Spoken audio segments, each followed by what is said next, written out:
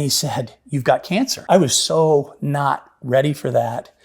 I'm Todd Kennedy, and this is my wife and best friend, Diane.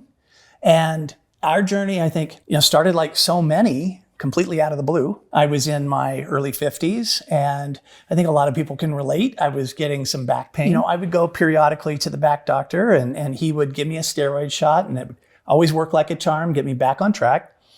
But in 2017, that pain was back, so I went in to see him again, and he said, "Let's do an MRI, and then we'll schedule, your next epidural. It seems to work so well." Day after Christmas, he had an appointment to just get the results, and we had hosted Christmas, so I had a house full of family, and I didn't go to the appointments. It was just a scheduling appointment. Well, it turned out it wasn't a scheduling appointment. That's what we thought it was going to be, but it turned out to be something much different because he walked in with the results of the MRI. And I think it was the first time he had seen the results himself, because he came in the exam room and he looked like he was in shock. And he didn't waste any time. He just looked at the paper and he said, "Todd, I'm really sorry. But," he said, "on this report, you've got a tumor on your hip."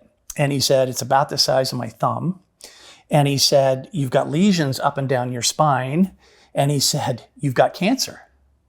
I'm like, I was so not ready for that. And I remember hearing those 3 words, "You have cancer," and just going numb.